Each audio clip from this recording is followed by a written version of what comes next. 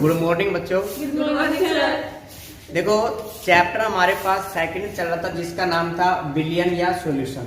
ठीक है, तो उसमें हमने टॉपिक डिस्कस किया था पिछले वाली क्लासों में कि विलियन के प्रकार। ठीक है, तो सबसे पहले हमने डिस्कस किया था कि विलियन, तो विलियन दो लोगों से मिलकर बना होता है। किस किस से भाई? विलेय और विलायक से। तो जो विलियन है वो हमारे पास दो लोगों से मिलकर बना है। एक फर्स्ट हमारे पास है विलेय और दूसरा हमारे पास क्या होता है? विलायक होता है। ठीक है, तो विलायक की प्रकृति के आधार पर जो हमारे पास विलियन होते हैं वो तीन प्रकार के होते हैं: ठोस विलियन, द्रव विलियन और गैस विलियन। ठोस विलियन का मतलब विलायक किस प्रकृति का होगा? ठोस प्रकृति का होगा। द्रव्य विलियन का मतलब विलायक कैसा होगा? द्रव होगा। और गैसीय प्रकृति का मतलब विलायक कैसा होगा? गैस होगा। आज हमें डिस्कस करना है द्रव्य विलियन के बारे में। अब द्रव्य विलियन जैसे नाम से ही मालूम चल रहा है कि यहाँ पे जो हमारे पास विलायक है वो हमेशा हमेशा क्या रहेगा? द्रव रहेगा। क्लियर है? तो हमने विलायक को क्या कर लिया है? फिक्स कर लिया है कि द्रव्य विलियन का मतलब ऐसा विलियन जिसमें जो विलायक है वो किस प्रकृति का होता है? द्रव प्रकृति का होता है या द्रव होता है। लेकिन क्या अभी हमने इसके अंदर विलेय की प्रकृति फिक्स की है क्या भाई? नहीं की हमने। विलेय हमारे पास तीन प्रकार के हो सकते हैं। कौन कौन से हो सकते हैं? ठोस, द्रव और गैस। अब आपको क्या करना है?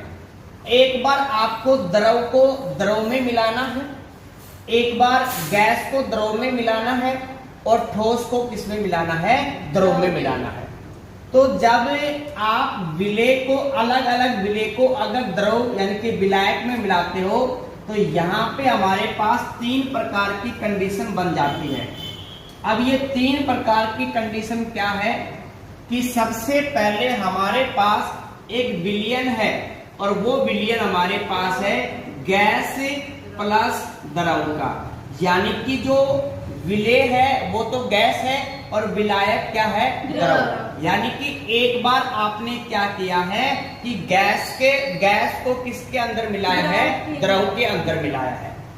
दूसरा जो हमारे पास सेकंड टाइप पढ़ेंगे कि आप किसी भी द्रव को किसमें मिलाओगे? द्रव में मिलाओगे, यानी कि विलेय भी द्रव होगा और विलायक भी क्या होगा? द्रव होगा। और तीसरी कंडीशन हमारे पास ये है कि हमें क्या करना है? किसी ठोस को किसमें मिलाना है? द्रव में मिलाना है। तो यहाँ पे आपने नोटिस किया होगा कि विलायक द्रव है, विलायक द्रव और विलायक द्रव, तीनों में विलायक किस प्रकृति का है? द्रव्य प्रकृति का है। तो ऐसा विलियन क्या कहलाएगा? द्रव्य विलियन कहलाता है। अब हम बात करते हैं फर्स्ट, जब हमें किसी भी गैस को किसमें मिलाना है? द्रव में मिलाना है। तो सबसे पहले मैं आपको एक एग्जांपल देता हूं, सोडा वाटर। ठीक है, सोडा वाटर या आपने सुना होगा सोडा नींबू का पानी, देखा होगा आपने ठेले वाले को। तो वो कैसे बनाता है आप उस प्रोसेस को समझो। इसमें देखो वहां पे क्या होता है कि उनके पास एक नोजल होती है। ठीक है, नोजल का मतलब कोई भी, जैसे जिसको बोलते हैं छुट्टी वगैरह बोलते हैं ऐसे इसमें। तो जैसे हमारे पास यहाँ पे क्या है? नोजल है और इस नोजल के ऊपर एक बोतल लगा रखी है और जिसके अंदर डला हुआ है सादा पानी। ठीक है, एक बोतल है और जिसके अंदर डल रखा है इसमें सादा नींबू का पानी है इसमें। अब हमें इसमें सोडा नींबू का पानी बनाना, तो कैसे बनाते हैं? इस नोजल को क्या करते हैं? इसके अंदर फिट कर देते हैं और इसके ऊपर लगा होता है एक मीटर लगा होता है जिसकी सहायता से हम ये मापते हैं कि इसके अंदर जो गैस भरी गई है उसका दाब कितना है। मतलब जो गैस के ऊपर दाब लगा रहे हो वो हम माप सकते हैं कि कितना ज्यादा दाब लगाएंगे। इसी के साथ यहाँ पे इस पाइप के साथ एक जुड़ा होता है सिलेंडर, और ध्यान रखना इस सिलेंडर के अंदर एक गैस भरी होती है और कौन सी? CO2 गैस भरी होती है। ठीक है, अब इसी के साथ इस पूरे सिस्टम में यहाँ पे एक लगा हुआ होता है हैंडल, या आप हैंडल लगा होता है। अब क्या करते हैं, सुना ध्यान से, जो भी हमारे पास व्यक्ति होता है वो क्या करता है, वो CO2 गैस को इस पाइप की सहायता से, इस नोजल की सहायता से इसके अंदर क्या करता है, प्रवाहित करता है या प्रवेश कराता है। तो CO2 गैस इसके क्या आ गई, इसके अंदर आ गई। फिर इसके ऊपर लगाते हैं दाब। भाई दाब लगाने से क्या होता है, दाब लगाने के बाद जो गैस के कण दूर दूर थे वो कण कैसे आ जाएंगे, पास पास आ जाएंगे, और पास पास आने की वजह से जो भी गैस है वो सारी की सारी किसमें घुल जाती है, इस द्रव में घुल जाती है। क्लियर है। अब यहाँ पे अगर आपसे कोई ये पूछे कि भाई इसके अंदर कितनी गैस घुल सकती है, तो वो डिपेंड करती है कि आप इसके ऊपर कितना ज्यादा दाब लगाओगे। अगर आपने दाब कम लगाया है तो यहाँ पे गैस के अणु कम पास पास आएंगे, मतलब गैस कम मात्रा में घुल पाती है। अगर आपने उसके ऊपर दाब ज्यादा लगाया है तो जो भी गैस है वो क्या होगी, अधिक मात्रा में इस द्रव के अंदर या इस सादे नींबू पानी के अंदर घुल जाती है। क्लियर है। तो हमें यहां से एक बात समझ में आई है कि हम जितना ज्यादा किसी भी गैस के ऊपर दाब लगाएंगे वो गैस उतनी ज्यादा किसी भी द्रव में घुल पाती है। मतलब अगर आप किसी भी गैस को द्रव में घोलना चाहते हो तो आप जितना ज्यादा दाब लगाओगे उतनी ज्यादा गैस किसमें घुलेगी, द्रव में घुलेगी। क्लियर है। फिर क्या करते हैं, यहाँ पे बहुत अधिक दाब लगा दिया। जब दाब अधिक लगाया तो जितनी भी CO2 गैस थी वो इसके अंदर घुल गई। फिर क्या करते हैं, इसी दाब के ऊपर, इस बोतल के ऊपर लगा देंगे ढक्कन। अब ढक्कन लगा दिया तो दाब यहाँ पे अधिक है। इस समय जब दाब अधिक है तो इसके अंदर घुली है क्या, CO2 गैस घुली है। ठीक है, दाब अधिक है तो गैस भी घुलेगी। लेकिन आपने नोटिस किया होगा जब आप पेप्सी की बोतल ओपन करते हैं तो वहां से गैस निकलती है तुरंत। ठीक है, ओपन करने के बाद जो गैस निकलती है वो गैस कौन सी है, CO2 गैस है। अब यहाँ पे वो बाहर क्यों निकली भाई, क्योंकि जब फैक्ट्री में जब CO2 गैस इसके अंदर डाली थी बोतल के अंदर तो वहां पे दाब कैसा था, अधिक था। अगर जैसे ही आपने ढक्कन ओपन किया तो दाब क्या हो गया, कम हो गया।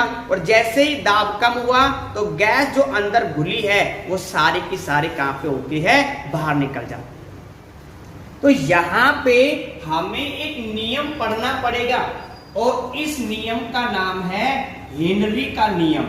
ये एग्जाम में बहुत ज्यादा आता है, ध्यान रखना, हेनरी का नियम। अब ये नियम क्या है जो हम पढ़ चुके हैं, इसी को बताना। इसमें देखो हेनरी का नियम क्या है।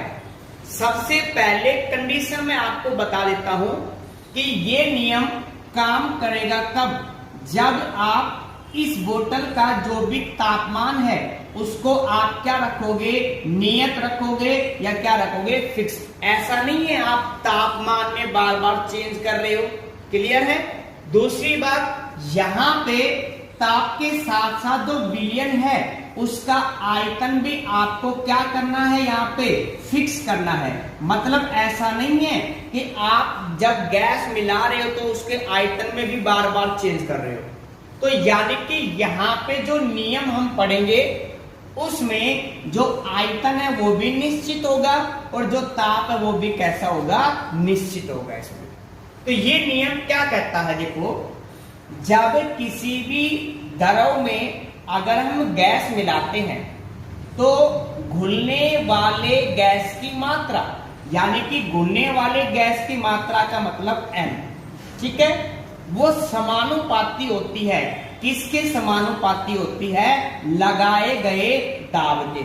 मतलब आप किसी भी गैस के ऊपर जितना ज्यादा दाब लगाओगे उतनी ज्यादा गैस घुल पाती है किसी भी द्रव में। अगर आप दाब कम लगाओगे तो गैस कम मात्रा में घुलेगी। और यही नियम क्या कहता है, हेनरी का नियम कहता है। मैं रिपीट कर रहा हूं, सुनो ध्यान से, कि किसी भी द्रव में घुलने वाली गैस की मात्रा, ठीक है। तो घुलने वाली गैस की मात्रा को हमने किससे रिप्रेजेंट किया है, m से रिप्रेजेंट किया है। वो किसके समानुपाती होगी भाई, दाब के समानुपाती होगी।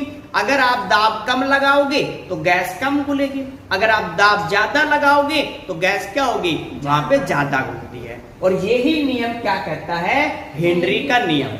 लेकिन मैं आपको फिर से बता रहा हूं, यहाँ पे कंडीशन होती है।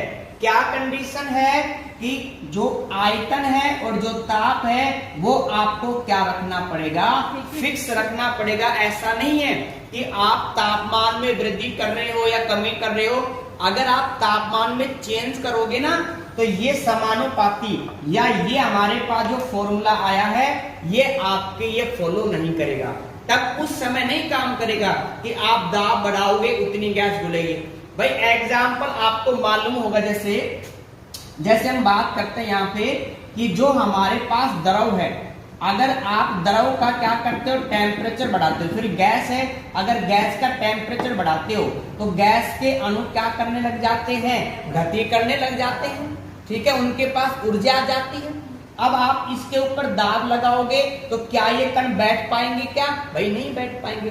क्या ये द्रव में बदल पाएंगे क्या, नहीं बदल पाएंगे। क्यों, क्योंकि हमने टेम्परेचर को क्या कर रखा है, बढ़ा रखा है। तो एक बात ध्यान रखना, ये तभी काम करेगा जब, या हम कह सकते हैं हेनरी का नियम उन द्रव पे लागू होगा जिनका आयतन हम फिक्स रखेंगे और ताप भी क्या रखेंगे, फिक्स रखेंगे। तो हम इसकी डेफिनेशंस क्या बोलेंगे कि निश्चित ताप पर, निश्चित आयतन पर किसी भी द्रव में घुलने वाली गैस की मात्रा उस पर लगने वाले दाब के क्या होती है, समानुपाती होती है। और यही नियम क्या कहलाता है, हेनरी का नियम कहलाता है। क्लियर है इसमें। अब हेनरी के नियम के बाद यहाँ पे देखो, कई बार ऐसा होता है यहाँ पे कि हमारे पास किसी भी द्रव में अगर हमें दो या दो से अधिक गैसें घोलनी होती है तो उस समय आंशिक दाब या घुलने वाली गैस की मात्रा किस पे डिपेंड करती है। तो अगर आपके पास किसी भी विलयन में या किसी भी द्रव में दो या दो से अधिक गैसें को आप क्या करते हो, घोलते हो, तो उसकी कंडीशन में हम लिखेंगे कि घुलने वाले गैस की मात्रा, या मात्रा की बजाय हम यहां पे लेंगे उसके मोल अंश लेंगे। मतलब किसी भी गैस का जो दाब है, यानी कि दाब है, वो समानुपाती होगा उसके मोल भिन्न के समानुपाती होगा। मतलब समझना ध्यान से देखो, अगर आपके पास विलय की मात्रा ज्यादा है, ठीक है, तो हम ये कहेंगे भाई विलय की मात्रा ज्यादा है तो विलय के मोल भी ज्यादा होंगे। अगर विलय के मोल ज्यादा होंगे तो हम ये कहेंगे कि उसके मोल भिन्न भी क्या होंगे, ज्यादा होंगे। अगर गैस हमारे पास ज्यादा है तो उसका दाब भी क्या होगा, वहां पे ज्यादा होगा। तो इस कंडीशन में हम ये भी लिख सकते हैं कि गैस का जो दाब है वो समानुपाती होता है किसके, किसी भी घटक के मोल भिन्न के, चाहे विलय हो या विलायक हो। अब यहाँ पे फोकस करना आप सभी, हम समानुपाती का चिन्ह हटाएंगे। तो समानुपाती का चिन्ह हटाते हैं तो यहाँ पे कांस्टेंट लेते हैं और वो कांस्टेंट है के, और यहाँ पे क्या आ गया, के पी आ गया। सबसे पहले हम बात करते हैं के हमारे पास एक नियतांक है और जिसका नाम क्या होता है, हेनरी नियतांक होता है। ध्यान रखना क्या नाम होता है, हेनरी नियतांक। तो हमारे पास एक फॉर्मूला आ गया कि m is equal to KP। m का मतलब होता है घुलने वाली गैस की मात्रा, K का मतलब होता है हेनरी नियतांक और P का मतलब होता है गैस पर लगाया गया दाब। तो इस फॉर्मूले का यूज करके यहाँ से न्यूमेरिकल बनता है। इन तीन में से आपको दो की वैल्यू देकर कोई एक पूछ सकता है इसमें। क्लियर यहाँ तक। अब यहाँ पे हमें पढ़ना है कि जो हेनरी का नियम है उसके उपयोग, आखिरकार ये जो नियम होता है ये कहां कहां काम में आता है। तो सुनना ध्यान से भाई, इसमें सबसे पहले अगर हम बात करें जो फैक्ट्रियां वगैरह होती हैं उसमें जितनी भी या सोडा वाटर बनता है या जितनी भी सॉफ्ट ड्रिंक या हम कह सकते हैं ठंडी ड्रिंक जैसे कोल्ड ड्रिंक्स वगैरह जो बनती हैं, उसमें जो भी CO2 गैस मिलाई जाती है ना, वो अधिक दाब के ऊपर मिलाई जाती है। क्यों? क्योंकि हेनरी का नियम यही तो कह रहा है कि घुलने वाले गैस की मात्रा किसके समानुपाती होती है? दाब के।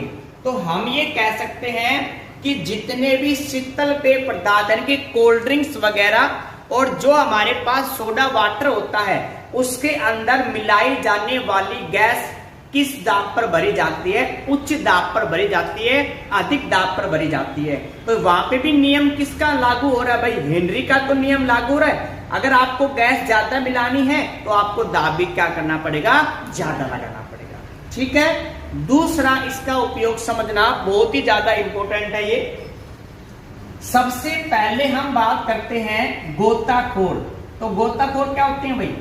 जो पानी में तैरने वाले, जो पानी में तैराकी होते हैं, ठीक है, स्विमिंग करने वाले गोताखोर कहते हैं। गोताखोर इसमें अंदर जाने वाले, ठीक है। यहाँ पे कोई भी एक व्यक्ति है, गोताखोर है, ठीक है, और इसके ऊपर लगा हुआ है सिलेंडर, क्योंकि जब ये पानी के अंदर जाएगा तो श्वास किससे लेगा? ये इस सिलेंडर से लेता है। क्लियर है?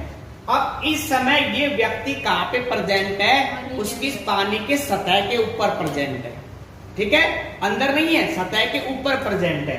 तो यहाँ पे ऊपर क्या पाई जाती है? वायु पाई जाती है, ठीक है, वायुमंडल है।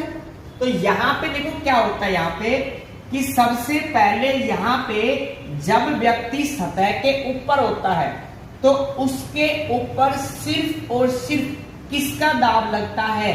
वायुमंडल में उपस्थित जितनी भी गैसें होती हैं उनका दाब लगता है। किसके ऊपर? इस व्यक्ति के ऊपर लगता है। तो यहाँ पे सिर्फ और सिर्फ दाब किसके द्वारा लग रहा है? गैसों के द्वारा लग रहा है। तो इसीलिए यहाँ पे हम कहेंगे कि जो दाब है वो कैसा है? कम। जब दाब कम होगा तो इस व्यक्ति के रक्त में घुलने वाली गैसों की मात्रा भी कैसी होगी? कम। यानी कि जब व्यक्ति अगर सतह पर होता है तो उस समय उस व्यक्ति के ऊपर जो भी दाब लग रहा है वो कम होगा, और इसी वजह से उस व्यक्ति के रक्त में जो गैसें घुलती है ना, उसकी मात्रा कैसी होगी? कम। क्लियर यहाँ तक? भाई वायुमंडल का ही तो दाब लग रहा है। अभी देखते हैं इसमें, आगे चलो। अब सुनना ध्यान से, ये व्यक्ति कहां पे आ गया? इस अब की बार समुद्र के नीचे यहाँ पे आ गया, अंदर आ गया पानी के अंदर, ठीक है। अब यहाँ पे देखो दाब किस किस का लग रहा है भाई? वायुमंडल है ऊपर, तो गैसों का तो दाब लग ही रहा हो इसके ऊपर। इसी के साथ साथ अब यहाँ पे क्या प्रेजेंट है? ये पानी प्रेजेंट है। तो यहाँ पे जो ये जल है, अब ये जल भी तो इसके ऊपर क्या लगाएगा?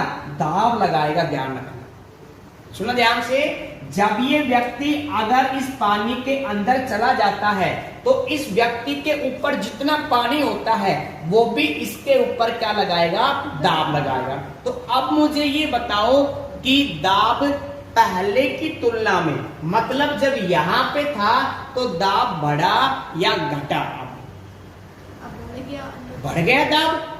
कैसे बढ़ा है भाई? पहले तो सिर्फ वायुमंडल की गैसें दाब लगा रही थी, अब कौन कौन दाब लगा रहा है? अब तो वायुमंडल की गैस भी दाब लगा रही है, और पानी की जो पानी है वो भी क्या लगा रहा है? दाब। तो जब व्यक्ति अंदर होता है तो यहाँ पे ध्यान रखना, जो दाब होता है वो कैसा होगा? अधिक होगा। और हमें हेनरी के नियम के अनुसार मालूम है कि अगर दाब बढ़ेगा तो घुलने वाली गैस की मात्रा भी क्या होगी? बढ़ेगी। तो अब यहाँ पे इस व्यक्ति के रक्त में घुलने वाली गैस की जो मात्रा है वो क्या होगी? ज्यादा होगी। अब सुनना ध्यान से, यहाँ पे अगर इस सिलेंडर के अंदर हम नॉर्मल वायु को भरते हैं, जैसे एटमॉस्फेयर में जो वायु है, तो हमारे एटमॉस्फेयर में नाइट्रोजन कितने परसेंट है? नाइट्रोजन 75 नहीं, 71 है, 78 है? 71। हाँ भाई, रिप्लाई करो आप भी। 78 वायुमंडल में जो नाइट्रोजन प्रेजेंट है वो कितना परसेंट है?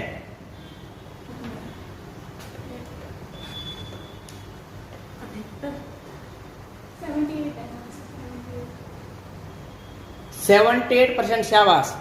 तो अगर हम इस सिलेंडर के अंदर नॉर्मल वायु फिल करते हैं तो इस सिलेंडर के अंदर एक तो 78% तो क्या प्रेजेंट होगी?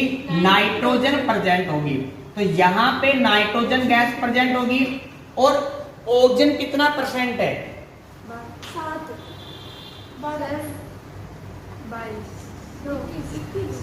21% क्या प्रेजेंट होती है? ऑक्सीजन प्रेजेंट होती है।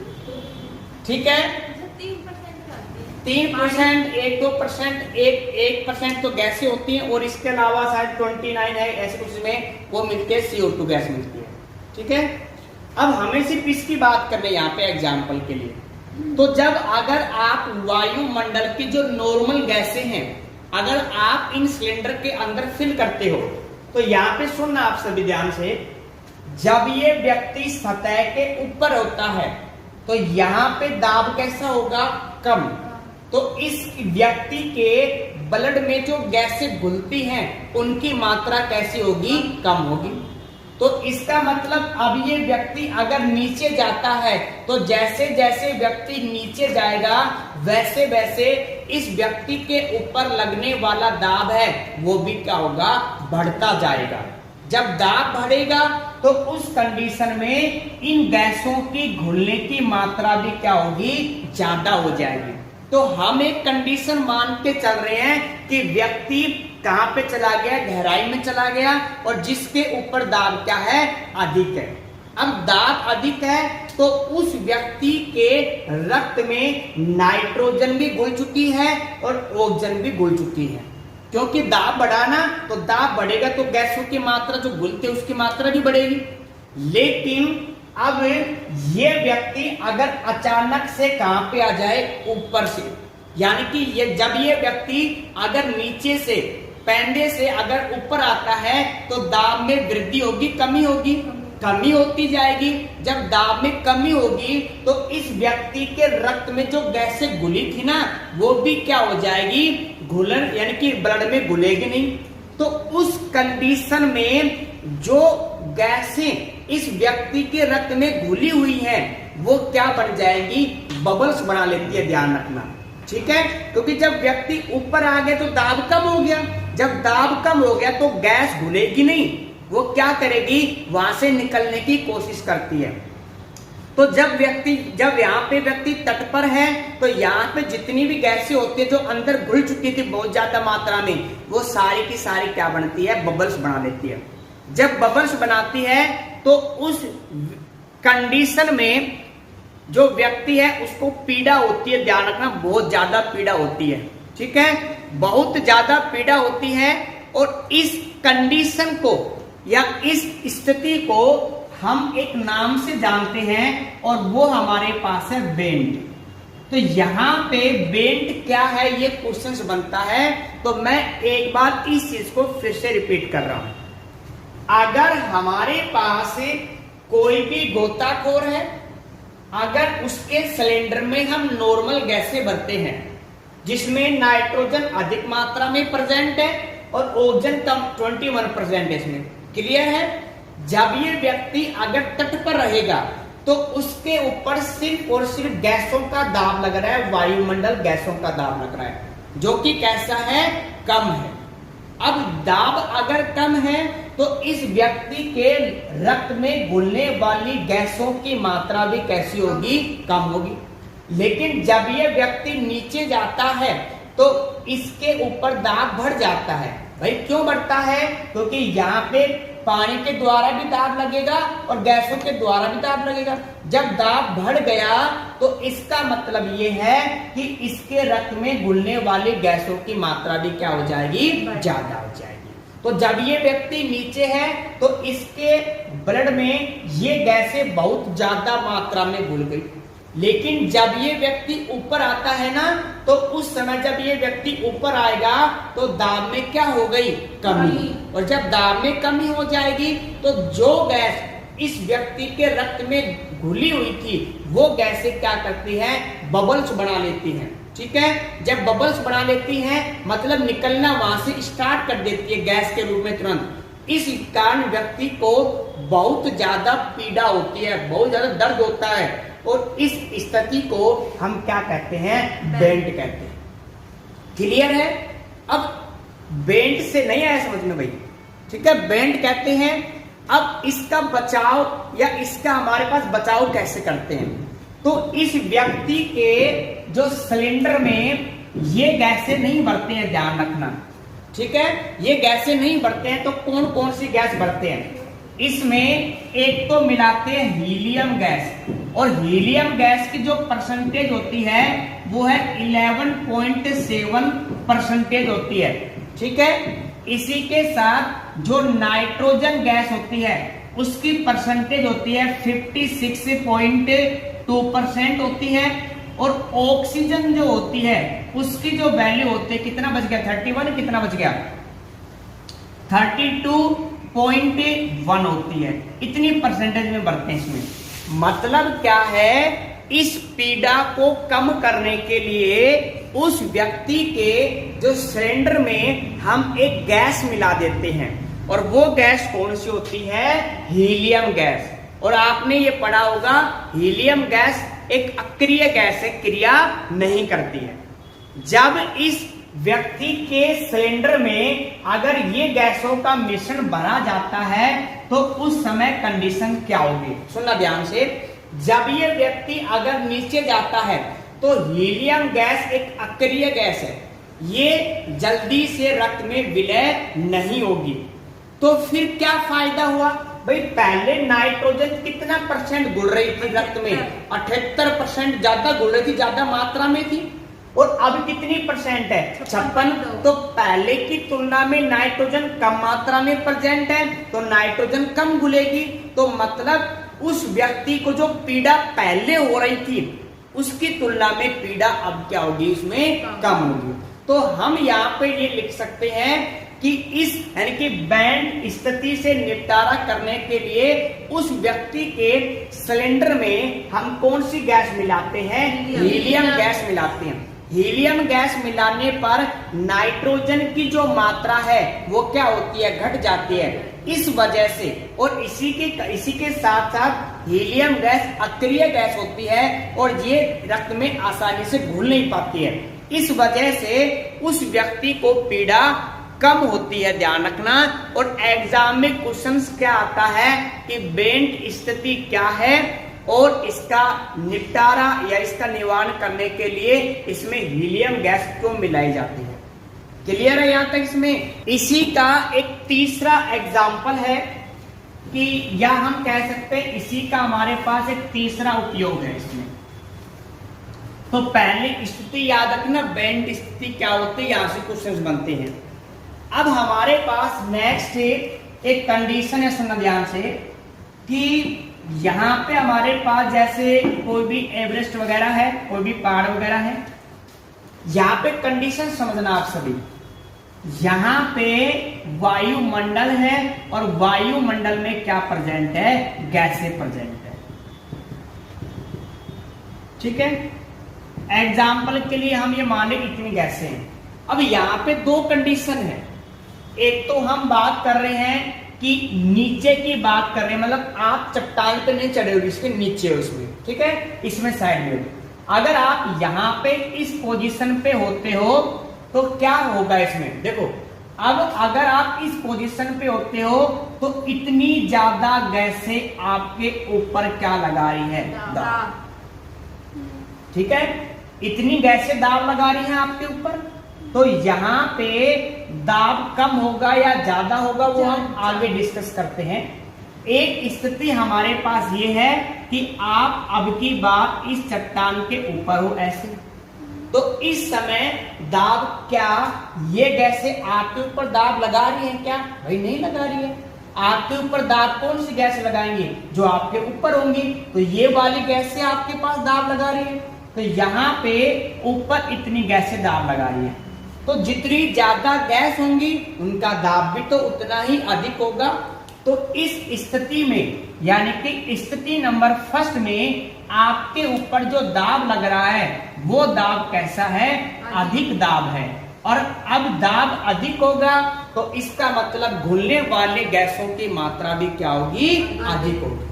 क्लियर है। जब व्यक्ति अगर नीचे होता है तो इसके ब्लड में घुलने वाली ऑक्सीजन की मात्रा क्या होती है, अधिक पाई जाती है। अब ये व्यक्ति यानी कि हम ये कह सकते हैं पर्वतारोही, ठीक है, पर्वतारोही या ऐसे कोई भी व्यक्ति जो चट्टानों वगैरह पे पाए जाते हैं, पहाड़ों में पाए जाते हैं, ठीक है, होते हैं, वहां पे रहते हैं, तो वहां पे क्या होगा कि गैसों का दाब यहाँ पे कैसा मिलेगा आपको, कम दाब मिलेगा। जब दाब कम होगा तो घुलने वाली गैस की मात्रा भी कैसी होगी, कम। अब यहाँ पे व्यक्ति अगर चट्टान के ऊपर है तो इसमें इसके ऊपर लगने वाला दाब भी कम होगा। इस वजह से इस व्यक्ति के रक्त में घुलने वाले ऑक्सीजन की मात्रा भी कैसी होती है, कम होगी। जब व्यक्ति को प्रॉपर रूप से ऑक्सीजन नहीं मिल पाती है ना, तो हमारे जो ऑर्गन होते हैं भाई उनको क्या करना पड़ता है, कार्य करना पड़ता है। और कार्य करने के लिए ऊर्जा चाहिए, और ऊर्जा हमें कहां से मिलती है, भोजन से। और भोजन को जब क्या करते हैं, ऑक्सीजन की उपस्थिति में तोड़ते हैं। तो जब ऑक्सीजन हमें प्रॉपर रूप से नहीं मिल रही है तो क्या हमारे ब्रेन को या हमारे ऑर्गन को प्रॉपर रूप से ऊर्जा मिल पाएगी, क्या नहीं मिल पाती है, ध्यान रखना। तो ऐसे व्यक्तियों में एक रोग पाया जाता है या इस स्थिति को हम कहते हैं एनोक्सिया,